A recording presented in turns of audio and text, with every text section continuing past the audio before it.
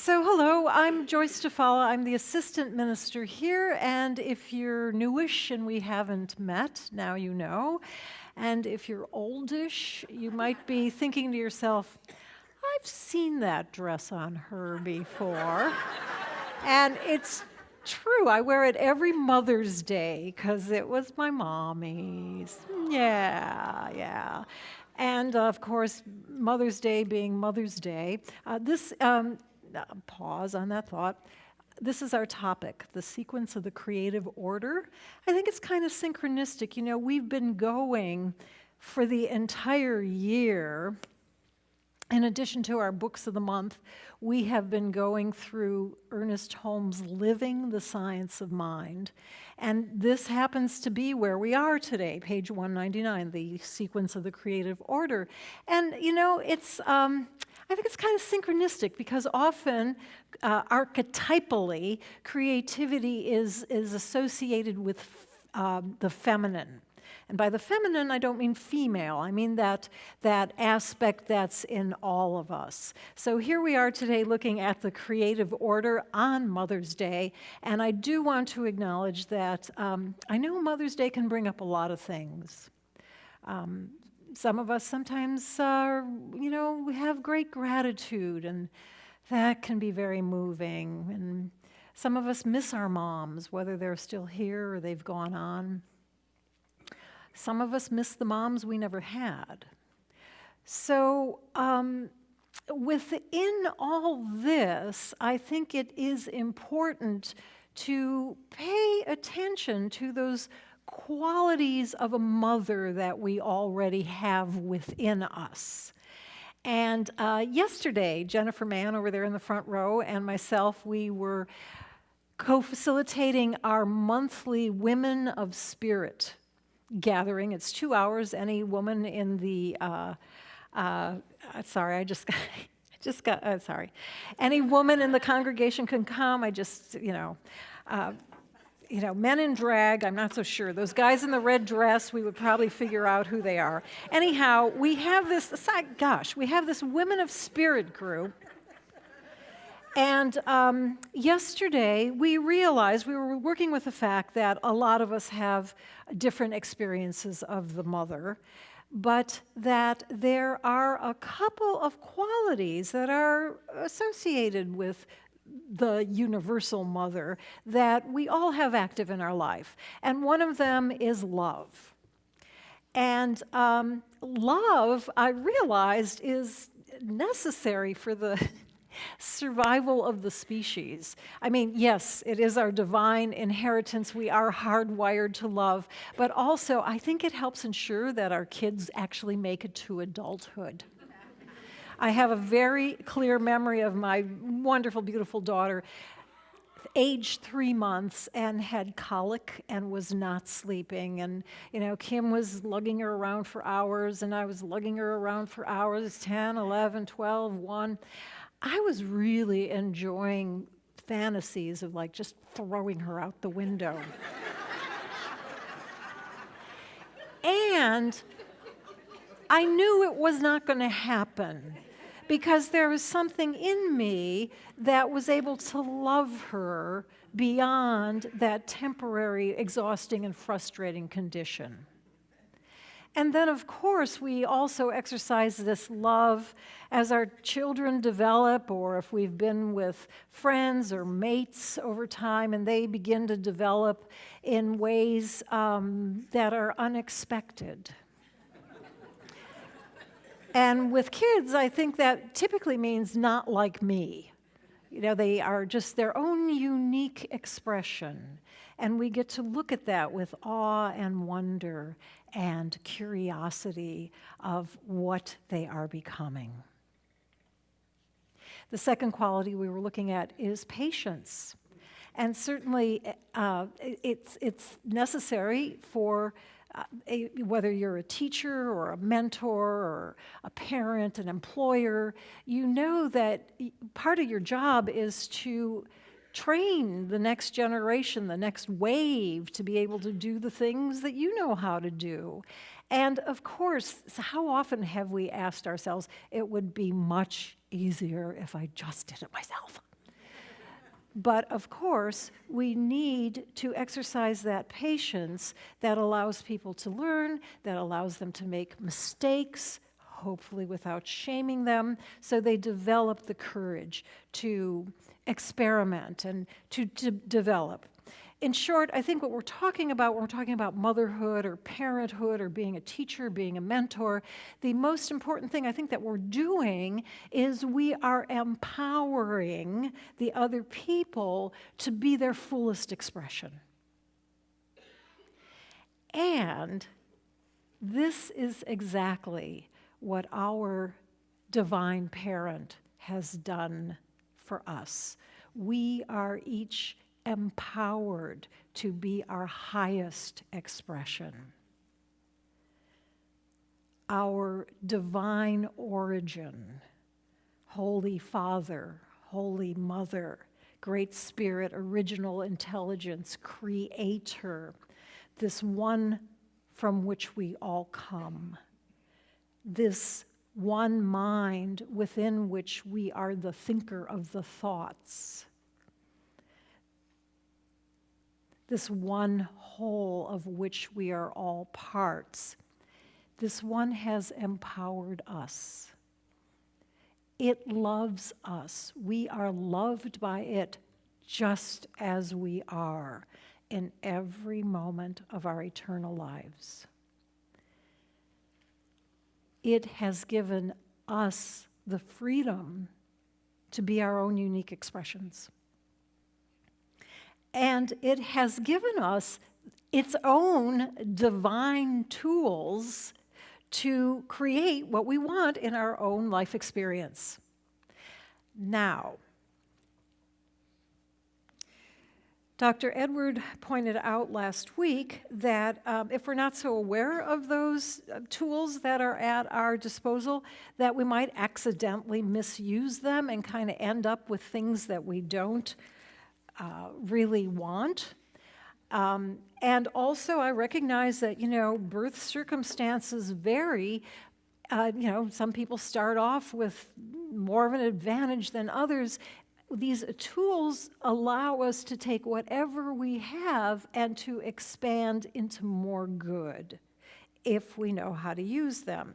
So we're going to look at how to use these tools, beginning at a very, very basic step. We are really going back to the basics, and that is thinking about the sequence of the creative order. So we're going to begin by looking at Holmes's explanation of the process of divine creation. Isn't that great? I mean, if you ever wondered, how does God create things? You just have to read Holmes. Isn't it amazing that he came up with that? But actually, he didn't do it alone because he refers to some ancient knowledge, in some ancient wisdom. In describing the divine creative process, he actually turns to Genesis. And this is the language I love so much, the King James Version, 17th century English, where it says, "In the beginning, God created the heaven and the earth was without form. And the Spirit of God moved upon the face of the waters. And God said, 'Let there be light.' And there was light." So what do we have here?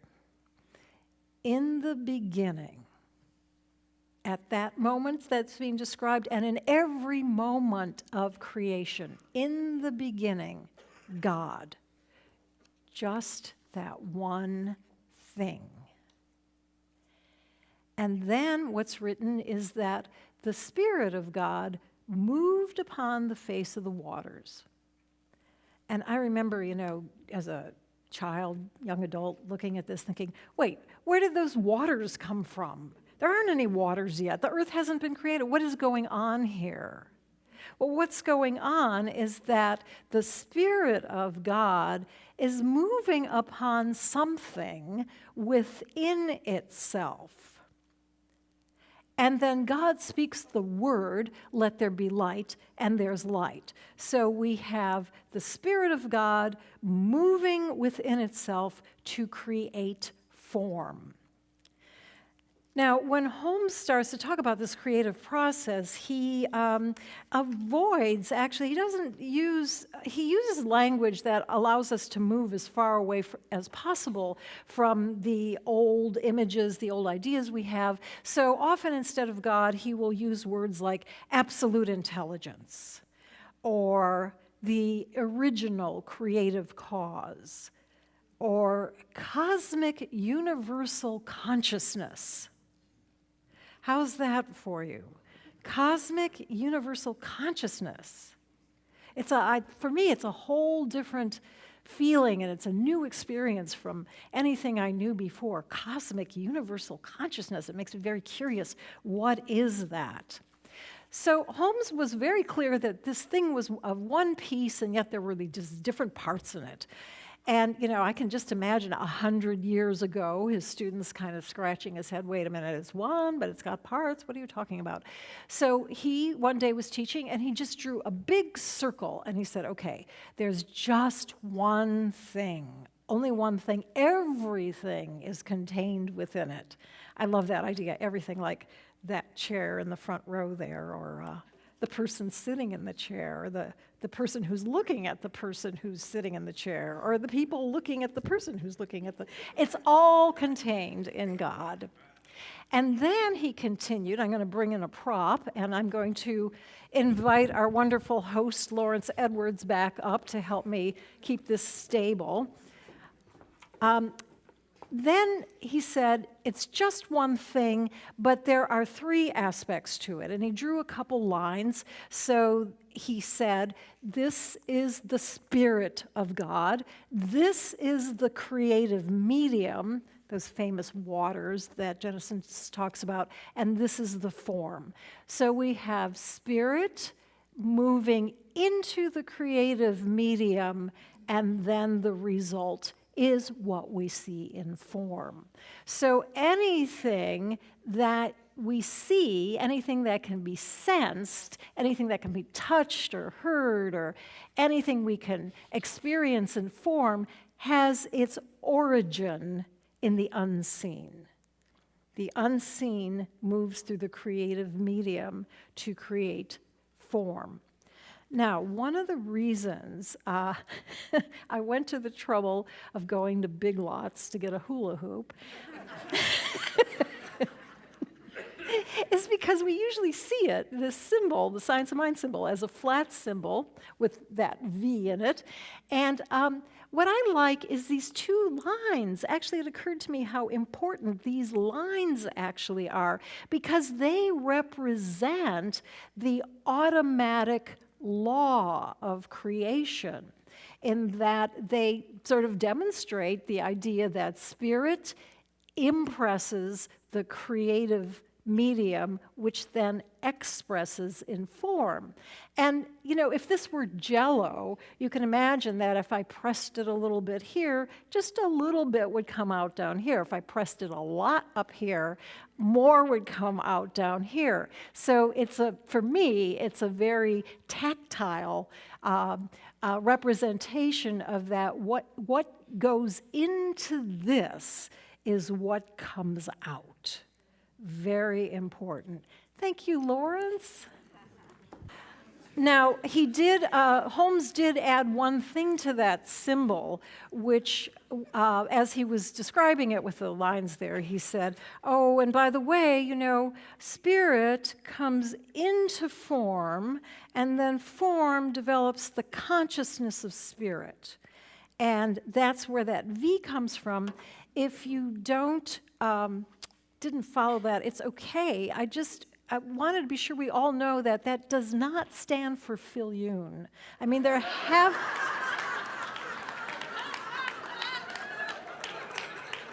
actually have been people, who've come in and thought it was our senior minister's initial, and just wanted to be clear that Holmes put it in there. I also, what it also means to me is taking the very general, as though that spirit up there is like this quantum field of all possibilities, and then just bringing our attention down to one specific thing that we want in form. So from the general to the specific. The other thing I want to point out is, as I've studied the science of mind, I have sometimes looked at that and thought, gee, if it's all God, that symbol feels a little hierarchical to me. Like, spirit is coming down into form. And then one day I was at a class where a teacher actually did the symbol like that. And it's still the same symbol. We still have the same idea of spirit impressing the creative medium and expressing in form. I think I'll put it back to what we're used to seeing, because the most amazing part of this is that indeed this is the creative process of God itself, and yet it has been given to each of us. To me, that is just an amazing expression of divine love. That God itself has allowed us to have the same creative process. Holmes writes, on the scale of our individual lives, we reproduce the divine order in its entirety. On the scale of our individual lives, we reproduce the divine order in its entirety. It's like we're mini-me's, or perhaps I should say mini I ams of the great I am. It's like God itself has given us its DNA, its informational pattern, so that we can continue to create. DNA, the divine natural ability. DNA, the divine natural ability to create. So,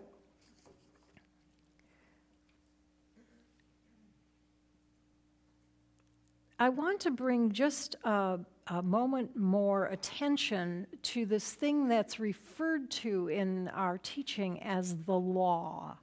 Because, sometimes it takes me by surprise. I don't know, I get an image of LA law, or some strange images come to mind. But law means more like principle. Law means an automatic operation. And again, those things I was pressing on just remind us that in the creative process, this law is automatic and it is impersonal. Meaning that it's not available to some people and not others. It's equally available to all of us. It's impersonal in that, if I want something, it says, no, you can't have it, I'm giving it to him. It's impersonal in that if we are making a choice with our thinking and our being, it doesn't argue with us. It gives us what we are telling it we want. It gives us what we're paying attention to. It gives us more of it. So, this is actually the divine freedom part. So it's not editing or censoring or improving our choices. It's responding to our choices just as they are. If we ask for ice cream, it says, oh, yes, here, have lots of ice cream. If we ask for soup, it says, sure, of course, have lots of soup. If we say to it, I'm fun to be around, people like me, it says, yeah, here's some more people who like you. If we say, oh gosh, nobody likes me, it goes, yes, nobody likes you, here's some more people who don't like you. If we say, I'm going to go to France, but I really don't think I'll never be able to afford that, then it's kind of like, I don't know what to do. She wants to go to France, she doesn't want to go to France. So that, I think, is why sometimes our lives seem stuck, because we're in transition as we try to figure out what we want so we can actually activate this miraculous gift to bring to us what we want. You know, I think Holmes can use some pretty dense language, but when it came to this, he gave this beautifully simple thing. He said, think of that top section, spirit, thought, as the seed. And think of that middle section, creative medium, as the soil. And you're going to get a plant. Seed, soil, plant. So at the individual level, of course, these are our thoughts that go into the creative medium that then create or shape an experience in our life. Seed, soil, plant. And he was fond of saying, you plant a carrot seed, you get a carrot. You don't get a tomato. So it's that same impersonal function. It's like when we plant a carrot seed, the soil doesn't say, look, I looked in your refrigerator and I see you have a lot of carrots. I think you need a green pepper. No, it's you plant the carrot seed, you get a carrot. It is automatic, responding to what we tell it. So you might be familiar with the metaphysical teacher Louise Hay, who did great work for decades. And she would get students saying to her, okay, I've tried your affirmations for prosperity, and I'm still not getting anything.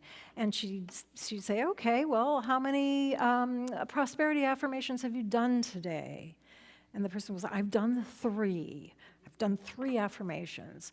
And then she'd say, and how many poverty affirmations have you done?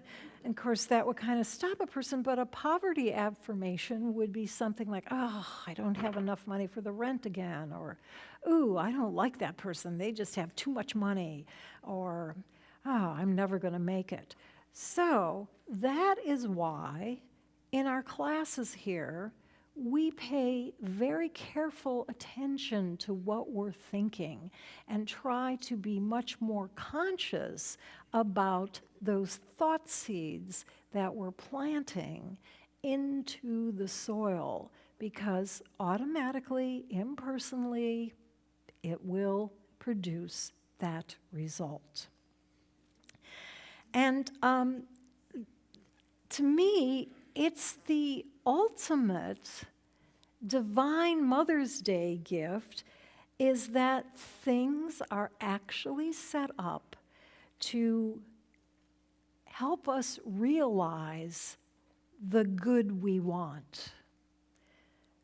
We simply have to cooperate with this automatic system. So if you want to know more about how to cooperate with this system, more tips on how to do this, come back next Sunday. We'll get another piece from Dr. Edward. For now, I just encourage us all, as you go through the week, just pay attention to, what you desire, and is what you're thinking, is it lining up with that? And see what you can do about aligning your thoughts and really, from the general, working toward that very specific thing. So let's begin just now. I'm going to ask Maestro Fritchie back up here as we begin to focus in on one thing in our life. And I know for me it often helps if I close my eyes. It just allows me to dwell in the unseen. And I would like you to just take a moment to scan your life, different aspects of your life. And as you do that, first of all, I'd like you to notice how many things you are grateful for already. How much good has come into your life already.